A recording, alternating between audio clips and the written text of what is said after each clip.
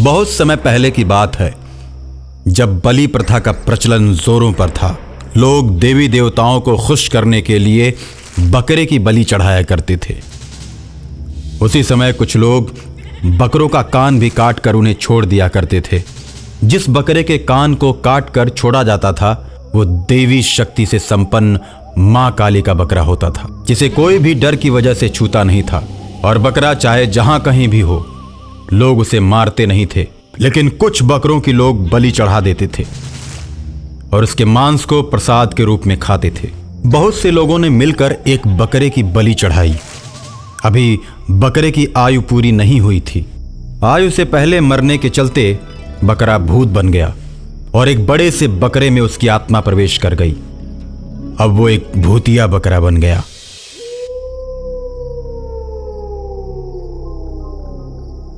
भूतिया बकरा शहर के सारे बकरों से बहुत ताकतवर था। वह बस नाम का बकरा था, लेकिन शक्ति के मामले में शेर की तरह था। बकरों की बलि को चढ़ता देख वो दुखी था और उसने सोचा, मैं अपने भाइयों की रक्षा करूंगा। इंसान मेरे भाइयों पर बहुत ही जुल्म करते हैं। अब मैं जुल्म को बर्दाश्त नहीं करूंगा। बहुत हो चुका। मेरे बहुत से भाई मारे जा चुके हैं। मैं उनके ऊपर किए हुए अत्याचार का बदला लूंगा और उनके बलिदान को व्यर्थ नहीं जाने दूंगा। ऐसा मन में सोचकर जहां भी मांस बेचने वालों को देखता वहीं पर रुक जाता। मांस बेचने वालों को अकेला पाते ही वो बकरा उनको मौत के घाट उतार देता। बहुत से कसाईयों को वो बकरा शहर में भी मार चुका था। शहर में बकरे की चर्चा होने लगी कि बकरा शेर की तरह जिधर से भी गुजरता है। लोग डर की वजह से भागने लगते हैं। एक दिन वो बकरा एक मंदिर के पास गया। मंदिर के पास बैठकर आराम कर रहा था। वो गर्मी का समय था। बकरा पेड़ के नीचे बैठा हुआ था। तब तक 2-4 लोग एक बकरे को टीका लगाकर और माला पहनाकर मंदिर में बलि देने के लिए ले जा रहे थे।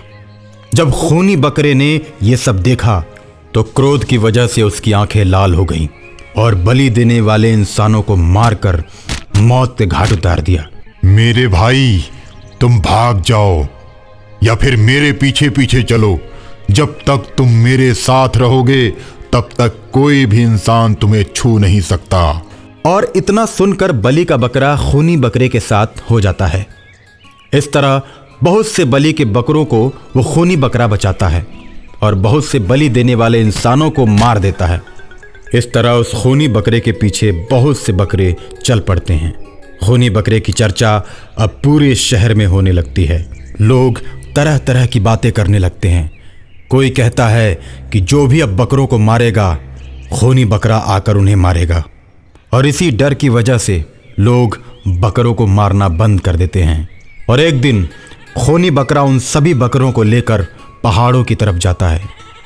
सभी बकरे रास्ते में जाते समय हरी हरी घासों को चरते जाते हैं और इंसानों से दूर पहाड़ों पर जाकर बस जाते हैं, जहां वे भर पेट घास चरते हैं और नदी में उतरकर पानी पीते हैं। प्रकृति की गोद में सारे बकरे अपने आप को स्वतंत्र महसूस करने लगते हैं और इंसानों का डर उन्हें कभी नहीं सताता। सारे बकरे उस पहाड़ों की वादियों के बीच, उस हरियाली के बीच खुशी और आनंद से जीवन जीने लगते हैं और अंततः उस खूनी बकरे को अपना राजा घोषित कर देते हैं।